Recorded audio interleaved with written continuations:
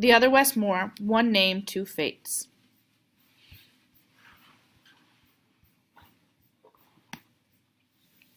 Introduction. This is the story of two boys living in Baltimore with similar histories and an identical name, Wes Moore. One of us is free and has experienced things that I never even knew to dream about as a kid.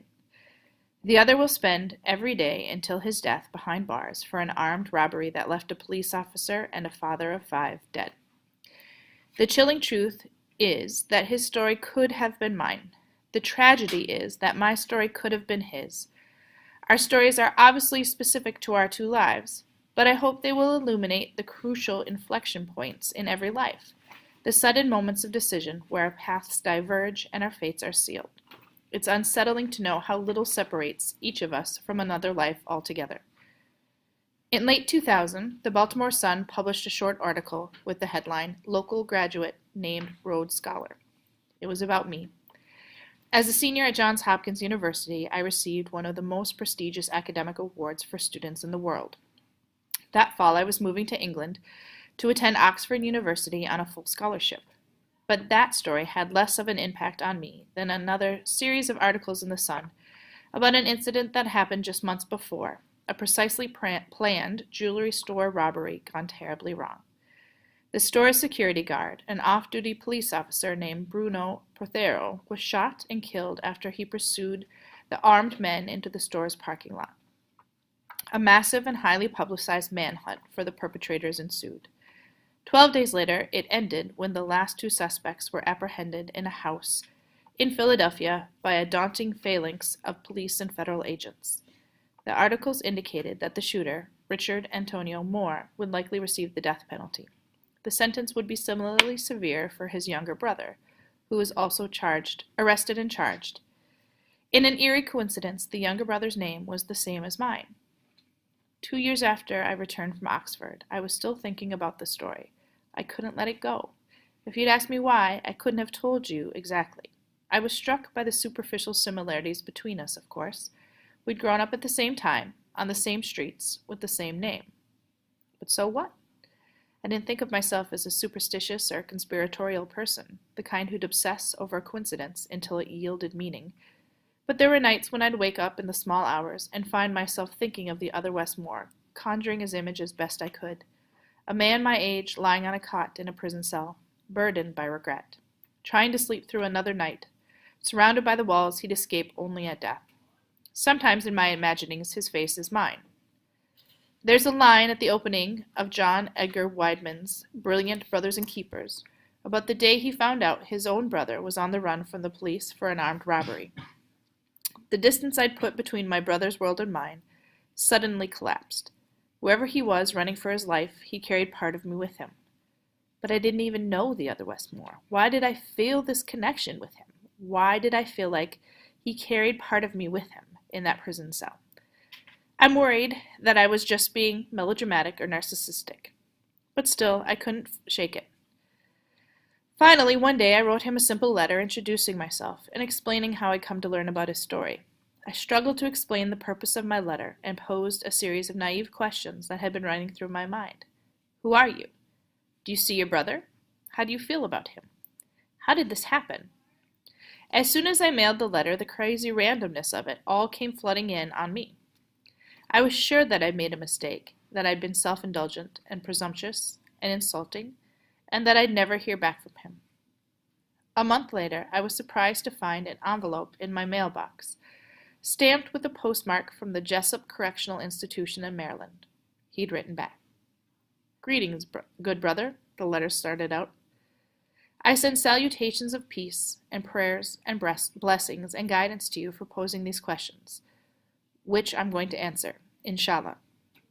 With that, I will begin with the first question posed." That was the start of our correspondence, which has now gone on for years. At the beginning of our exchange of letters, which was later expanded by face-to-face visits at the prison, I was surprised to find just how much we did have in common, aside from our names, and how much our narratives intersected before they fatefully diverged. Learning the details of his story helped me understand my own life and choices, and I like to think that my story helped him understand his own a little more. But the real discovery was that our two stories together helped me untangle some of the larger story of our generation of young men, boys, who came of age during a historically chaotic and violent time and emerged to succeed and fail in unprecedented ways. After a few visits, without realizing it, I started working on this project in my mind, trying to figure out what lessons our stories could offer to the next wave of young men who'd found themselves at the same crossroads we'd encountered and unsure which path to follow. Perhaps the most surprising thing I discovered was that through the stories we volleyed back and forth in letters and over the metal divider of the prison's visiting room, Wes and I had indeed, as Weidman wrote, collapsed the distance between our worlds. We definitely have our disagreements, and Wes, it should never be forgotten, is in prison for his participation in a heinous crime. But even the worst decisions we make don't necessarily remove us from the circle of humanity. Wes's desire to participate in this book as a way to help others learn from his story and choose a different way is proof of that. To write this book, I conducted hundreds of hours of interviews with Wes and his family and friends and family, as well as my friends and family. The stories you will read are rendered from my own memory and the best memories of those we grew up with, lived with, and learned from. I engaged in extensive historical research and interviewed teachers and drug dealers, police officers, and lawyers to make sure I got the facts and the feel right. Some names have been changed to protect people's identities and the quiet lives they now choose to lead. A few characters are composites, but all of the stories are painstakingly real. The book is broken up into 8 chapters, corresponding to 8 years that had a decisive impact in our respective lives. The 3 parts represent the 3 major phases in our coming of age. Opening each of these parts is a short snippet of conversation between Wes and me in a prison visitor's room. It was very important to me that we return again and again to that visitor's room, the in-between space where the inside and outside meet. I don't want readers to ever forget the stakes of these stories, and of all of our stories, that life and death, freedom and bondage hang in the balance of every action we take. The book also features a resource guide listing more than 200 Elevate organizations that young readers, their caregivers, and anyone who wants to help can use as a tool for creating positive change. One of the true joys of this project has been learning about and creating bonds with some of the organizations that are on the front lines of serving our nation's youth. It is my sincere hope that this book does not come across as self-congratulatory or self-exculpatory. Most important, it is not meant in any way to provide excuses for the events of the fateful day of February 7th, 2000. Let me be clear. The only victims that day were Sergeant Bruce Prothero and his family. Rather, this book will use our 2 lives as a way of thinking about choices and accountability, not just for each of us as individuals, but for all of us as a society. This book is meant to show how, for those of us who live in the most precarious places in this country, our destinies can be determined by a single stumble down the wrong path, or a tentative step down the right one. This is our story.